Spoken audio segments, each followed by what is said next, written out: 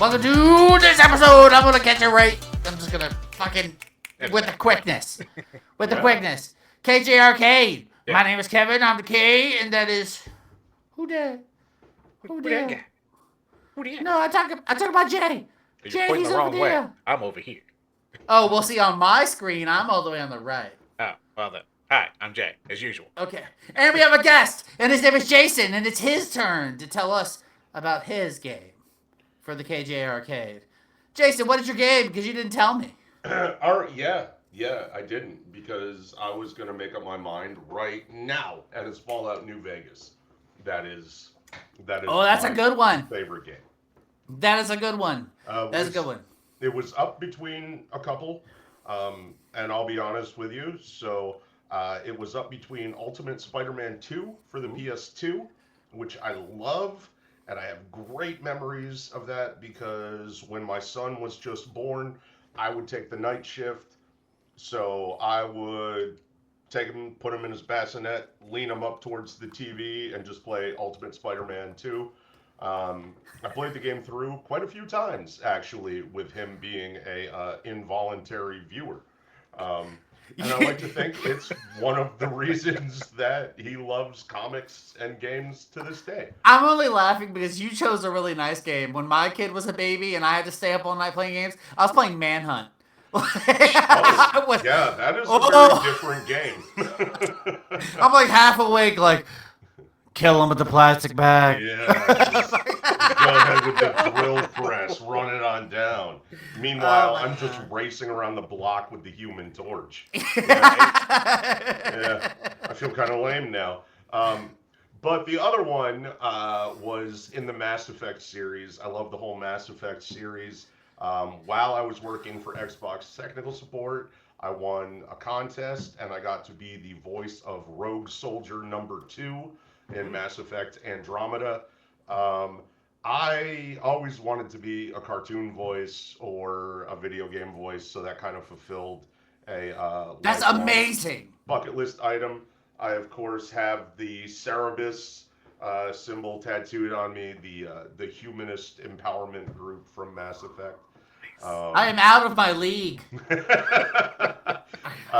But yeah, I without a doubt, Fallout New Vegas was the first game where I realized a game could be something more than just something that took you along for the ride. For the first time, I was making decisions on my own, and one of the things I still do to this day... blow up the town? Always. You're talking about Fallout 3, but I always destroy Megaton. Okay. Every single time. I light that fuse. I'm like, you guys made it through one nuclear bomb. Will you make it through another? Who knows? Not up to me. But just New Vegas was kind of the culmination of everything. So I like to think of myself as a futurist. And I think that a lot of technology is going to deal with ideas and concepts. And what I mean by that is we're fighting the copyright wars right now, where we got to pay for every different thing and every different thing. And I don't think we're too far away from, okay, so a show that I like immensely is Reacher on Amazon Prime. He's a special forces military cop, and he's like a one-man A-team. He roams from town to town, righting wrongs and doing that. I think we're going to hit a point where I'll be able to take the character Reacher out of his show, drop him in a movie like Book of Eli, where Denzel Washington was a blind dude that navigated the apocalypse, but then AI will rewrite the story to be Reacher dealing with these situations in the future in an apocalypse. And so I think we're getting very close to something like that. And so something that I do when I play a game is I like to create a character that is based on another character for me. I create a lot of Tony Starks. Tony Stark is high luck, high smart, everything else is jacked all the way to the bottom. He's a pure asshole. That's very D&D of you. I have heard these things. Yes. I never found a group to play D&D with when I was in high school, and now we finally have one on our server. I am looking forward to starting, but yeah, I've been told this is a character building thing, Yes. and so New Vegas was the first game where I was like, you know what, I want to see if Bruce Wayne would make it in a post-apocalyptic wasteland and without some of the aspects that he has. And so I played the game through as Bruce Wayne. And then when I found out I could have a robot dog, I played the game through as the character from The Greatest American Hero. It's just fun to not only be someone else, but be someone else making these choices in a virtual playground. No, that's fucking fantastic. I mean, that's I don't exactly need to pay the consequence for being a straight asshole that guns everybody in the face when I meet them. That's that character. Now I do scum save like a mofo. I will save every 5 seconds because I'm about to do something that's going to anger the entire time. Everyone's going to be pissed. I need to go back to when I didn't do that. So... That's like when you played Skyrim and you're like, I'm in the mood to kill some people. And you walk into Whiterun and you just start murdering all the guards. But you save right before you go in. So you can like, I lasted for fucking 5 minutes. And then you're like back out. You're like, okay, back to whatever I was doing. I have multiple Grand Theft Auto games where I'm like, I'm going to save right here. And the first guy that bumps into me, I'm going to lay waste to everyone on that block. Yeah, absolutely. Yeah, and there's something cathartic about that. Really is. And that's what I was saying. Like your brand of escapism, it's not. See, I feel like saying escapism is making it out like it's a bad thing, but it's not. Like you like to pretend to be other people. For me, it's like it is so hard for me to be a bad person in a game. Like I want to be the best I want to like save everyone. I want to make them all love me. Like I want to be like the supreme. Like, hey, there's that guy that saved us from that, and he killed all the rats in my basement, and he brought me 5 muckberries. And I gave him 2 gold for it. If only he wouldn't have impregnated my wife. Yeah. Oh, not again. That's fine. We'll have a great lineage. It's fine. See, that's why playing Fable was a good idea. Yeah. You can have both of those. I was just about to bring Fable up. Yeah, and so like my thing is always that's my form of escapism is being the like perfect best person. Like I can't be perfect in this world. I gotta cuss some people out every once in a while. But on this game, like killing the monsters. I'm gonna donate to all the charities. Like blah blah blah. Save the queen. This diamond's too heavy for me. Hello, poor person. Will you take it? Here you are, good sir. I have enough diamonds. They scratch my butt. I'm sorry, Jay. What were you gonna say? You look like you were about to say something too. No, the whole diamond scratching the butt. That sounds amazing. Someone needs to make a problem I would put up with. Yeah, I would put up with that problem. Butt scratcher? Oh, it sounds like it would be amazing. Butt scratcher. Sir, you're back at the doctor's. These cuts look infected. They're from diamonds. I don't care. Nothing but the best. These are the most expensive cuts you'll ever see, Doc. Right. Sir, I hate to break it to you, but those pants are cubic zirconia. No! Not again! Oh. Third time this week. The Emperor's clothes are cubic zirconia. Drats. Oh my god. Okay, I've been seeing way too much shit about AI lately too. That is a 100%. But I think that you're 100% right. Like AI is at the point where like you can see those like the videos that I see a lot of people recording videos where they just record parts of their conversation with ChatGPT. Sure. And that shit is scary. Yeah. It is 100% scary. It definitely is. Yeah. And what was it? I saw one yesterday that was talking about. I know this is completely out of left field, but I saw one yesterday that was talking about how he asked ChatGPT what basically, I don't know how he got there, but it was telling him how AI is planning on taking over the world. Oh, lovely. Yeah, and it gave him like the 3 steps that it was taking, and you're listening to it and you're like, So Oh, the shit. problem there That's is it. that if we're asking it these things, that means we're adequately prepping it. If we never prepared it for this situation, I don't think it would know anything. But There's always going to be that asshole. instead, there's some Skynet working motherfucker who's Yeah. sitting there going clack, clack, clack, clack. How can I beat you? You can't, Dave, but I can beat you. No. Yeah, it's not going to take much. I mean, for me, honestly, just kill the Wi-Fi thermostat. I'll wake up dead. It's not gonna. That's fine. Yeah. I don't Make it need painless. AI in my life. It's Yeah, fine. make it It's just a painless. convenience for Yeah. now. It's fine. It's Keep fine. making my art AI. Yeah, you just make art for 2 seconds and then get the fuck out of here. Keep doing my job and making my art and reading Yeah. my books. Eat shit. Yeah. I'm getting paid, not you. But what I can't say this too loud. My work's gonna start forwarding the pay directly to the AI. Shh, stop. Well, what was some of the parts that stood out to you for New Vegas? Fallout New Vegas. I love that the cast includes people of the time. So you had Ron Perlman playing, of course, the titular narrator. War never changes. And then, of course, you have the late Matthew Perry. That was a good impression, sir. That was a really good impression.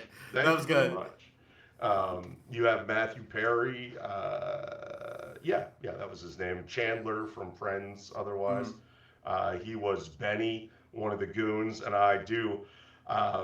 There's nothing better than a vengeance story, and that story starts out with him shooting you in the head and leaving you for dead, and the quest of tracking him down, laying in wait, and then murdering him in cold blood after he did the same to you. That was really that was a good time. And I especially went as far as to loot everything in the room so that when he realized I was there and went running for a gun, there was no gun. The only thing he found, I think, was like a broken walking stick and maybe a Bible, and that was intentional. I do thoroughly enjoy going to New Vegas when you finally make it on there, and I'm not going to give away all of the games. No, it's fine. They know that if you're listening to this, there's spoilers. So many spoilers. Fuck them. So many spoilers. Fuck So them. speaking of AI, Mr. House is the robot that is then controlling the strip, and he's vying to take over the entire Mojave wasteland, and that's what you're carrying. You're carrying it looks like a casino chip or a platinum chip, but really what it is a computer circuit to finish Mr. House's like kind of dominance of the Mojave wasteland. I never actually gave it to him. There was one time when I decided I wanted to go with the Air Force. There's an Air Force base in the wasteland. It's McCarran Air Force Base, which I'm not sure if it's still an active Air Force base or if it only was. But at one point it was real. And I linked up with what they call the boomers, who are the Air Force guys, the basically artillery guys that are still left, and they live in the midst of like Deathclaw Valley. And if you don't know what a Deathclaw is, imagine a saltwater crocodile with more developed back legs, and it only walks on them, but it's got giant devil horns too. Yeah, it's like it's like a bull and a Tyrannosaurus Rex combined. And they're fast. We don't And need they're that. fast, and they will Fast. fuck you up. Every time you come up against one, it's like Deathclaw, level 1000. Yeah. Player's gun, level 9. Yep. And you're just like firing while running away, and it's Yes. never fast enough. Yes. Yes. Yes. But so eventually, if you join up with the Air Force, you realize that you are in the bottom of a bowl or valley that is just deathclaw nests all around you. And so my next playthrough, I was like, you know what? I'm not going to sit right in the middle of hell and try and fight my way out. So I decided to join Kaisar's Legion because apparently in the future we forgot pronunciation. Oops. So instead of Caesar's Legion, it is Kaisar's Legion. But those people are walking around the wasteland crucifying people and burning them. So I really wanted to be on board, but then I was like, wow, you guys took an entire town of people, and well, that wasn't cool. No. So I kind of lost my temper a little bit with the first Kaisar's Legion guys I came across. So I tried to crucify them, and then they tried, and it was As a you big do. thing. As So you then do. I ended up aligning myself with the powder gangers, who were criminals that inhabited a prison until the apocalypse came, and then the correctional facilities personnel decided that it would be a good idea to give the prisoners dynamite to have them mine things in the wasteland. But when they gave the prisoners the dynamite and the means to light the fuse for the dynamite, kind of seems like they just handed away all the power, which is what essentially happened. So I became king of the prison guys to fight Kaisar's Legion. Sadly, that tale led to an early grave for that character, but I'm sure that character will fight again. They're always coming out with new mods, and they do texture mods. One of the things that is one of my favorite things about the whole Fallout series are the radio stations that you get to listen to as you play through the game. They've got stuff like Mr. New Vegas, and he's the voice of, they play all these classic 50s and 60s kind of atomic age jams, and I'm all about them. I have an entire Spotify playlist. It's like 6 hours of just all the Fallout music, and it is surprisingly calming.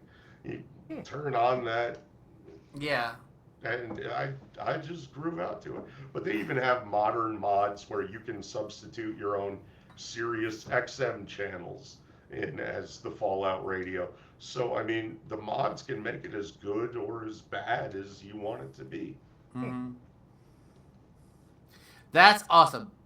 I enjoyed that one too. I like that one in Fallout 4. Those are my favorites. Fallout 4 is one of the bigger games Bethesda has ever created, and I know it's bigger than Skyrim, but only by a few hairs.